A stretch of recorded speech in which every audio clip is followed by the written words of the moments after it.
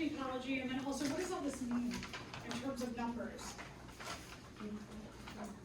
So on table 36.1, you have X, S,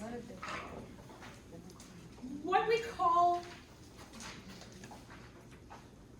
call this here is S of X. What that means is that at S, so you have a number here.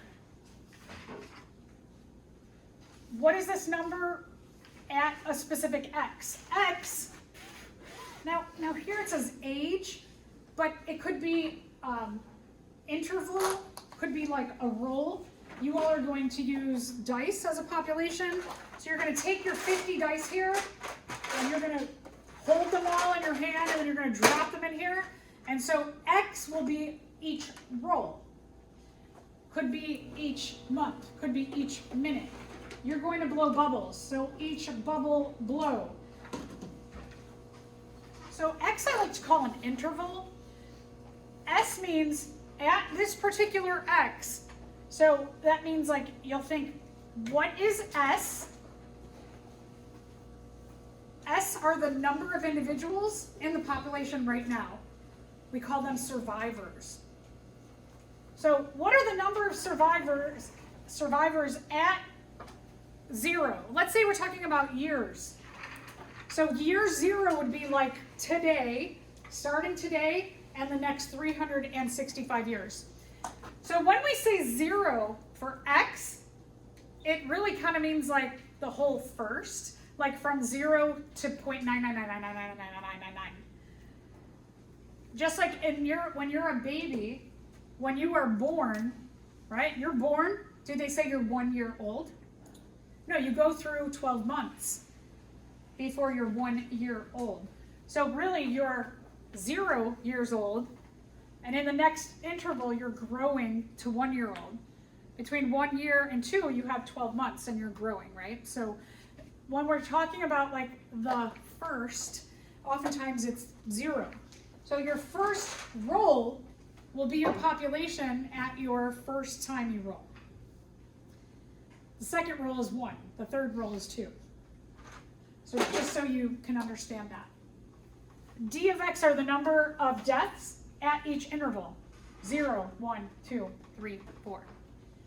So if I ask you, what is D of 2? What are you going to tell me? 6. Yeah. So if I'm looking at 2, I want to know what D is. I go to 2. When X is 2, D is 60. So D of 2, D of when X is 2 is 60. What's S of 4? 0. Good. So if I want to know my S value at interval 4, I look at 4 and I go, oh, S is 0. So I just want to point that out, how you read that. All right, so remember again, X could be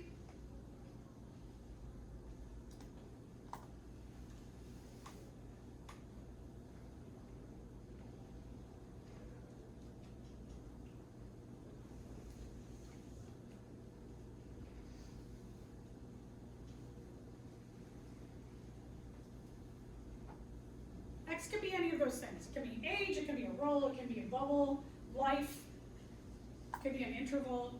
It doesn't just have to be age. It can stand for a lot of different groupings. S of X are the survivors at the beginning of that age group. S for survivors, the number of individuals. And D of X are the number of deaths in that interval. Okay, so how we're going to calculate this, how this was all calculated out, was that we started with 200 individuals. We had 20 deaths. So what you're going to do is you're going to take 200 and subtract 20.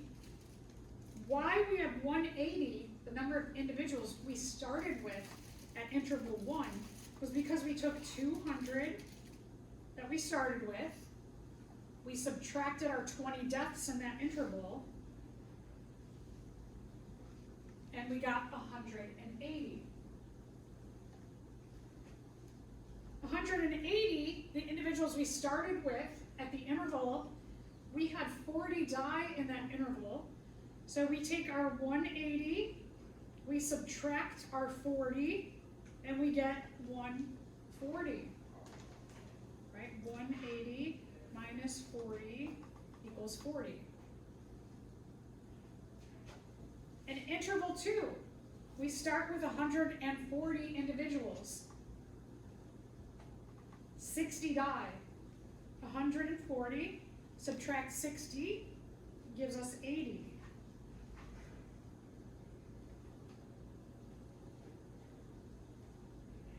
The start of interval 3, we have 80 individuals, but during that interval, everybody dies. So 80 minus 80 gives you 0.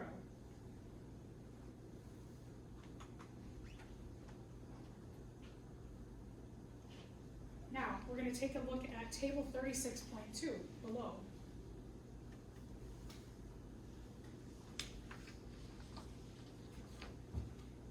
We have a new variable that's been introduced in this table, which is L of x.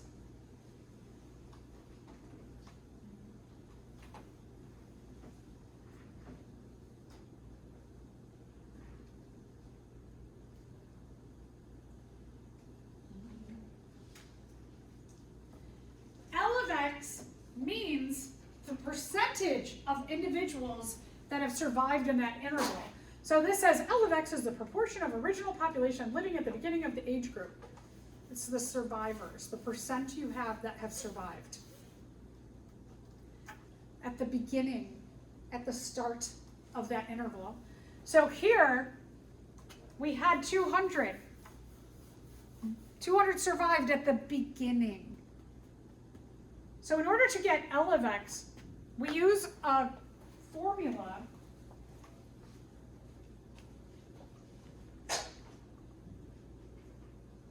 Oh, and I have it here. So this is the formula you're going to use. That L of x is S of x divided by S of 0. And you're going to use that for every single calculation here.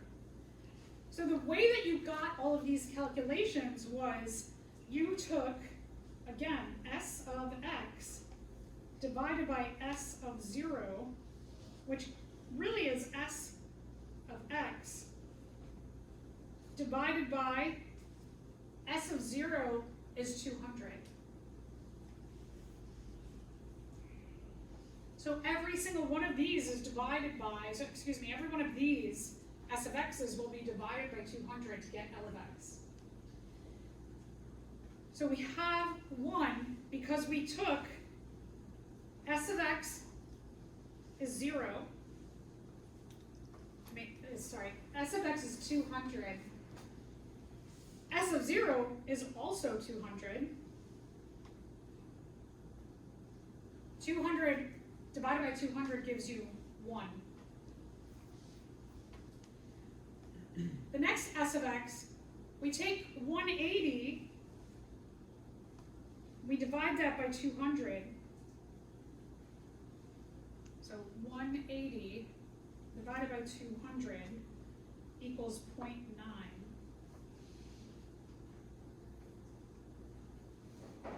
So that's L of 1. So I have the calculation bigger here. L of 1 is 180 divided by 200. It gives us 0.9. So we want to get L of 2. We're going to take L of 2, 140, divided by S of 0, and we get 0.7.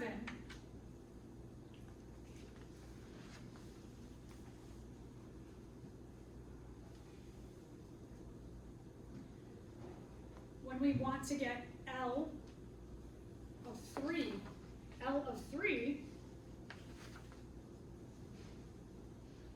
L of 3 is 80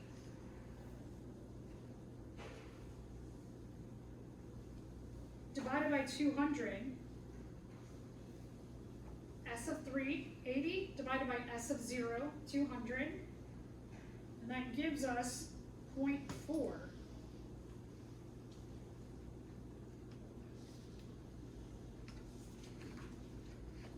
So you're just going to follow this formula here. S of x divided by S of 0.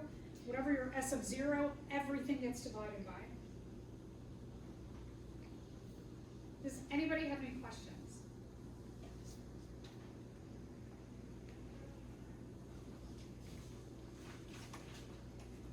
As a group, you're going to complete table 36.3. Remember, again, you're taking your 100, subtracting your 40, gives you 60. 60, subtract 25, gives you 35. 35, subtract 15. That one there.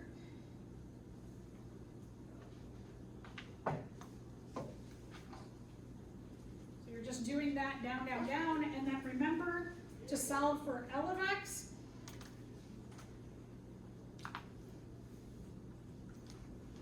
You're taking L of x divided by L of 0, whichever L of x you're calculating is going to be divided by S, excuse me, L of x divided by L of x is S of x divided by S of 0.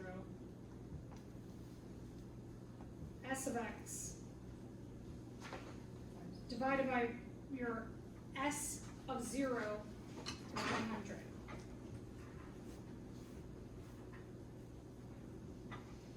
Make sure you answer these questions. Read that over at the bottom. And then make sure on the next page you complete this graph. So this is your data.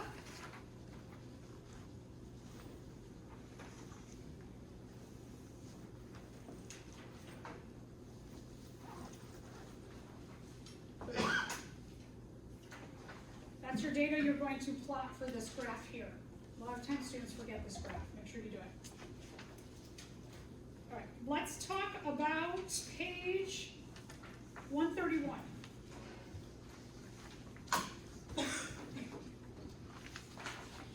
You as a group are going to blow 50 bubbles. So what I would have you do is one person be the official bubble blower, and the other person or other people will take data.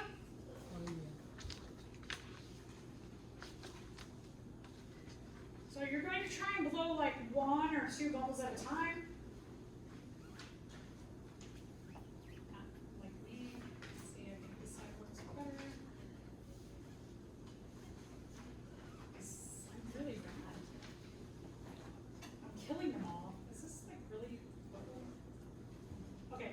I killed them all. I don't know why. Okay. So anyway. Hopefully you'll do better than me. You're going to blow 1 or 2 bubbles at a time. What you're doing is you're counting from off the wand. Like those ones I would count as zeros because I killed them on the wand.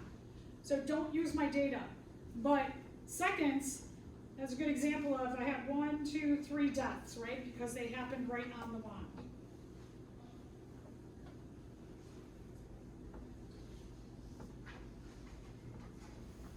So your 0 is they die on the wand. 1 is 1 second, 2 is 2 seconds. You're going by seconds. So only try and blow like 1 or 2 at a time because you're at one bubble blower, maybe the bubble blower also can be like counting how many seconds until that bubble pops. So you're going to tally the seconds they pop in your death column. Do we tally them on the left? Yeah, right. Correct, I should say. So yes, and then, so whatever I have, don't use my data.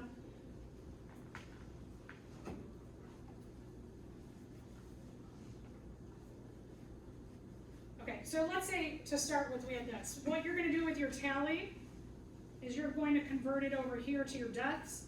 So like 3, 1, 1, 4, 2, 6. You kind of want to every so often count how many you've tallied because you only need to blow 50. So your S of 0 is 50, which means your L of x is S of x divided by 50.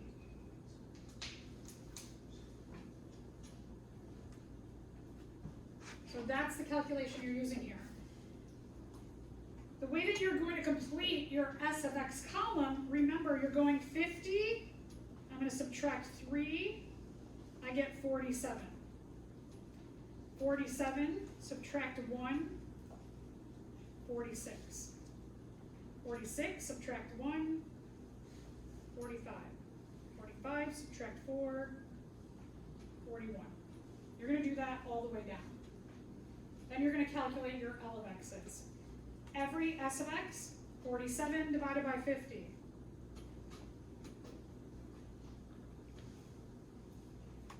Divided by 50. 46 divided by 50.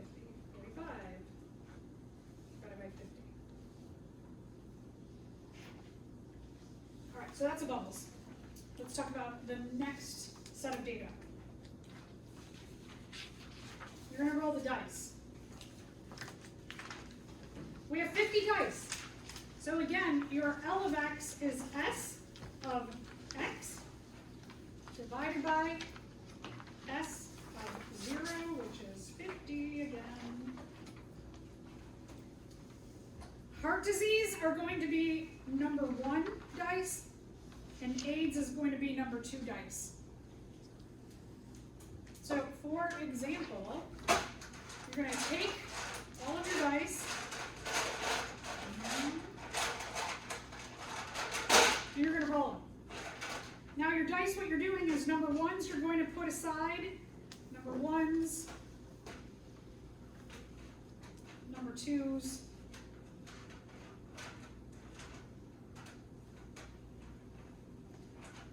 and let's just say we just have that for number 1s and number 2s. So for my 0 interval, I'm going to put down 1, 2, 3, 4 2s. So this is going to be 4, because I have 4 2s. And my number 1s, I have 1, 2, 3, 4, 5, 6, 7. I have 7 1s. Then what I'm going to do, because they have died, they're out of the population, I'm going to take them, they're dead, they're out. Then whoever's left, you take the rest of these, pick them all up again, I'm going to roll them, I'm going to take 1s out, 2s out, I'm going to calculate them here, I'm going to add the data here. So, you're going to, though, add these together, and they are going to be your D of x's.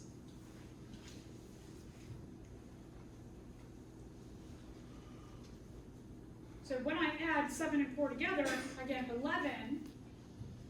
And then remember, you're going 50 minus 11 gives you 39. 39 minus that gives me that.